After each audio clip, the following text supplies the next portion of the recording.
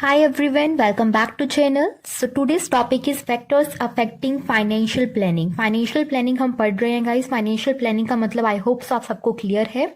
It means the planning regarding how much funds are required in the business, then from where we will acquire those funds and then how we will utilize those funds. So तीन चीजें mainly financial planning में हमारी रहती हैं.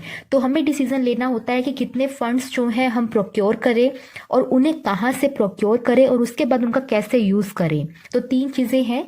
तो अब हमें ये देखना है कि जब हम फाइनेंशियल प्लानिंग कर रहे होंगे तो कौन कौन से ऐसे फैक्टर्स होंगे जो हमें कंसिडर करने होंगे. ठीक है, तो आज टोटल हम 6 फैक्टर्स पढ़ेंगे और सबसे पहला जो हमारा फैक्टर है वो है नेचर ऑफ बिजनेस. कि बिजनेस का नेचर जो होगा वो हाईली इम्पैक्ट करेगा हमारे डिसीजन को कि हमें कितने फंड्स एक्वायर करने हैं. हमारे फाइनेंशियल प्लानिंग को वो अफेक्ट करेगा. Nature of business guys, business का नेचर अगर हम ब्रॉडली बात करें दो तरह का हो सकता है, या तो मैन्युफैक्चरिंग या फिर ट्रेडिंग. अगर मैन्युफैक्चरिंग कंसर्न है तो उसे अपना खुद का मशीनरी इंस्टॉल करना पड़ेगा, उसका रिपेयर, वहां पे लेबर लगवानी पड़ेगी, उसके बाद जो अलग से खर्चे रहेंगे एडमिनिस्ट्रेशन के, सैलरी के, वो सब अलग रहेंगे. तो एक मैन्युफैक्चरिंग कंसर्न में अगर हम देखें ज्यादा हमारा जो है खर्चा होता है as compare to a trading business. Trading business में सिंपली प्रोडक्ट्स लेकर आए जाएंगे बने बनाए और उन्हें आगे रीसेल कर दिया जाएगा. बट मैन्युफैक्चरिंग में उन प्रोडक्ट्स को पहले खुद मैन्युफैक्चर किया जाएगा, then that will be sold in the market. ठीक है, तो मैन्युफैक्चरिंग बिजनेस में हमें क्या होता है, ज्यादा फंड्स की रिक्वायर्ड होती है और ट्रेडिंग बिजनेस में हमें लेस फंड्स रिक्वायर्ड होते हैं. तो ज्यादा फंड्स रिक्वायर्ड है तो हमें उसी अकॉर्डिंग फाइनेंशियल प्लानिंग करना होगा कि हमें कितने फंड्स चाहिए और उसके लिए बेस्ट सोर्स कौन सा रहेगा. तो पहला जो फैक्टर था वो था nature of business. Second factor है हमारे पास risk involve in the business. Risk involve से हमारा मतलब है कि एक बिजनेस की जो इनकम है वो कितनी स्टेबल है और कितनी इनस्टेबल है. क्योंकि अगर बिजनेस की इनकम स्टेबल होगी गाइस, अगर उसकी रेगुलर इनकम रहेगी तो वो इजीली डेट सोर्स से भी फंड्स को रेज कर सकता है. बट अगर किसी बिजनेस की इनकम स्टेबल नहीं है, कांस्टेंट नहीं है, इरेगुलर इनकम है, कभी ज्यादा प्रॉफिट हो जाता है, कभी कम प्रॉफिट हो जाता है, कभी प्रॉफिट नहीं होता, तो ऐसे बिजनेस को कभी भी रिकमेंड नहीं किया जाता कि वो हाई प्रोपोर्शन जो है अपने फंड्स का एक्वायर करे फ्रॉम द डेट फंड्स. पहली बात तो ये कि आपको डेट और इक्विटी में डिफरेंस पता होना चाहिए इस सेकंड पॉइंट को समझने के लिए.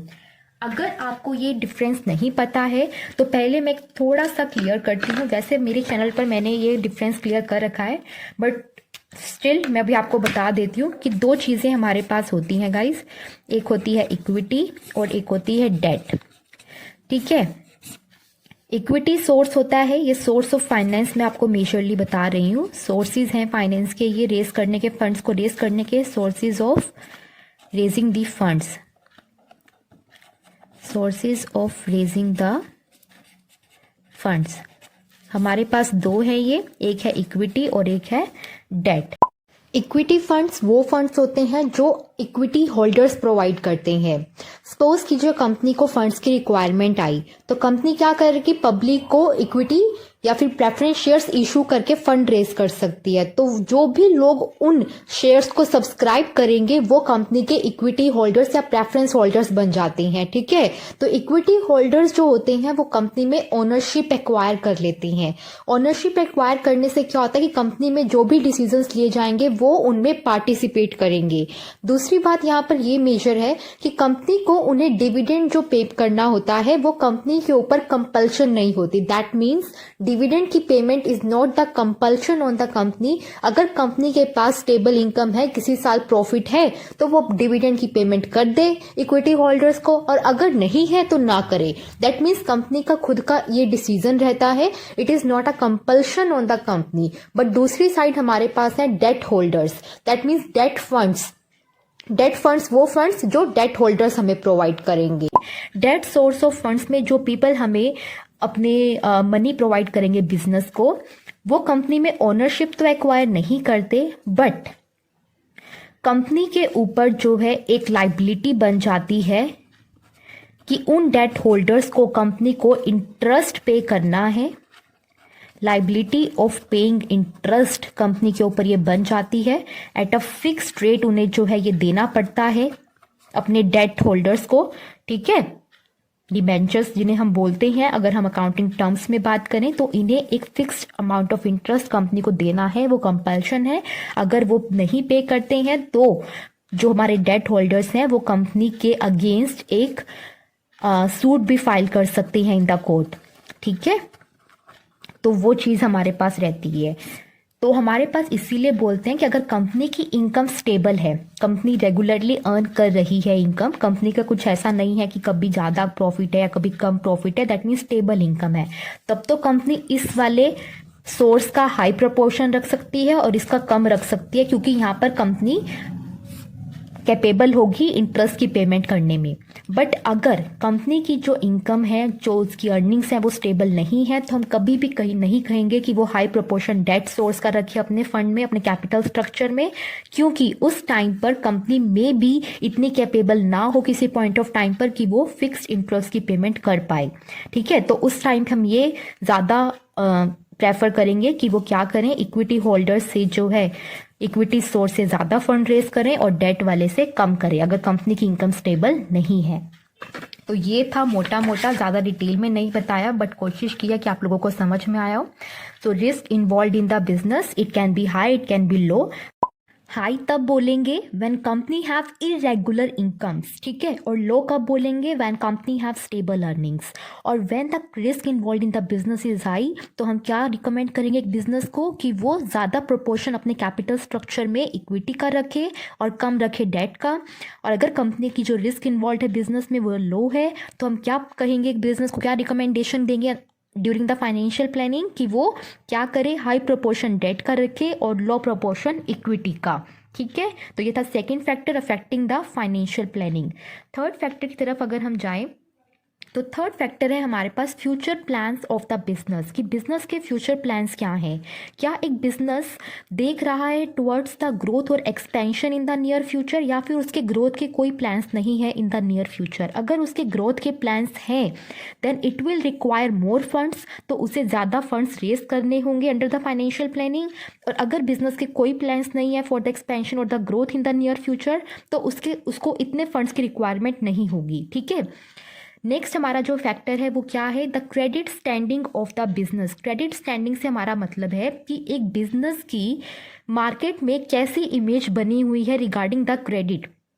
दैट मीन्स कि क्रेडिट स्टैंडिंग के रिगार्डिंग कंपनी की जो है मार्केट में क्या इमेज बनी है। अगर मान लीजिए किसी भी पर्सन ने किसी कंपनी ने फर्म से, इस पर्टिकुलर बिजनेस से क्या किया था, एक कॉन्ट्रैक्ट किया था कि मैं आपको जो है 10 लाख रुपीज़ प्रोवाइड करता हूँ और आप मुझे उस अमाउंट को with interest with in 10 months return कर देना। अगर इस बिजनेस ने वो पैसा कंपनी को विद इन टाइम रिटर्न कर दिया होगा विद इंटरेस्ट, तो उस कंपनी के सामने इस बिज़नेस की एक अच्छी इमेज बन गई होगी कि अगर हम अपना पैसा लेंड करना चाहें तो ये ऑर्गेनाइजेशन अच्छी है, क्योंकि ये टाइमली हमारे पैसे को रिटर्न भी कर देती है और विद इंटरेस्ट पे कर देती है। मतलब इस कंपनी की क्रेडिट स्टैंडिंग हो जाएगी अच्छी।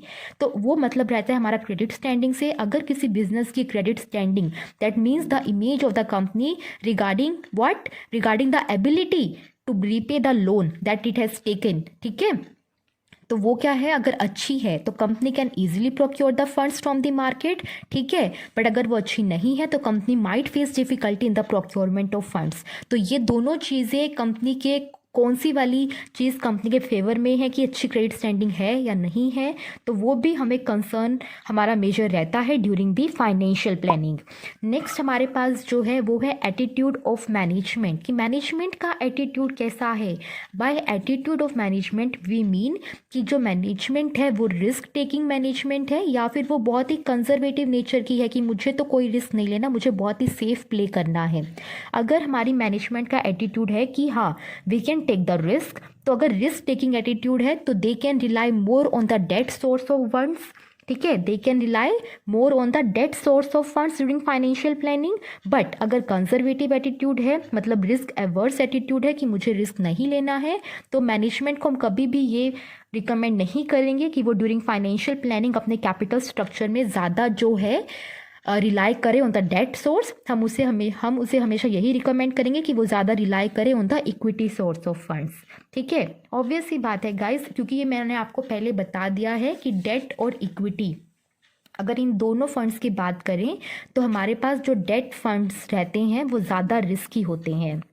ठीक है, ये ज़्यादा रिस्की होते हैं क्योंकि इन जो भी लोग कंपनी को लोन प्रोवाइड करेंगे, ठीक है, for a fix time period in return of a fixed interest, तो वो कंपनी के लिए एक लाइबिलिटी होती है जिनने कंपनी को रीपे करना होता है। अगर कंपनी वो रीपे नहीं कर पाती है अमाउंट जो उसने एज अ लोन ली थी पब्लिक से, तो पब्लिक के पास राइट होता है कि वो कोर्ट में जाके कंपनी के अगेंस्ट एक सूट फाइल कर सकें। ठीक है, तो इसीलिए डेट सोर्स को रिस्की माना जाता है और वही रीज़न है कि यहाँ पे हमने बताया कि अगर मैनेजमेंट का एटीट्यूड रिस्क टेकिंग है तभी वो डेट सोर्स की तरफ जाए, otherwise it can rely on the equity source of funds.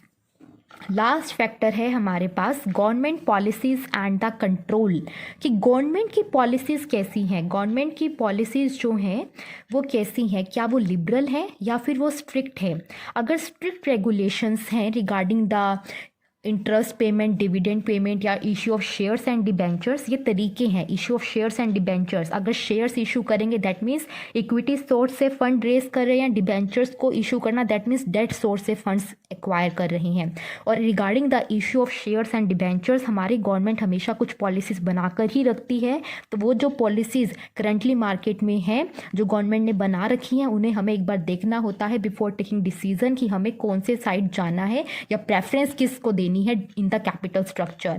Capital structure term का आई होप सो आपको मतलब पता है। कैपिटल स्ट्रक्चर दैट मीन्स कि how much proportion will be of debt source and how much proportion will be of the equity source in the total funds that a company is going to raise from the market. ठीक है, interest payment के regarding government की कुछ policies हमेशा रहती हैं, dividend payments के regarding भी रहती हैं। तो ये जो कंपनी के रूल्स एंड रेगुलेशंस हैं, पॉलिसीज़ हैं, प्रोसीजर्स हैं, इन सबको before taking any decision during the financial planning एक कंपनी को कंसिडर करना होता है। अगर रेगुलेशन स्ट्रिक्ट रहती हैं तो कंपनी ज़रूर है कि मतलब मोर पॉसिबिलिटी है कि company might face difficulty in the procurement of the funds, but अगर लिबरल है पॉलिसीज़, लिबरल रेगुलेशंस हैं, कोई ज़्यादा स्ट्रिक्ट रेगुलेशंस नहीं है, तो company might not face any difficulty regarding the procurement of funds. तो ये जो चीज़ें हैं, ये सारी चीज़ें वो थी, ये सारे पॉइंट्स वो थे जो एक ऑर्गेनाइजेशन को कंसिडर करने हैं ड्यूरिंग फाइनेंशियल प्लानिंग, क्योंकि इन्हीं फैक्टर्स को ध्यान में रखते हुए वो ये डिसाइड करेगी कि कितना फंड्स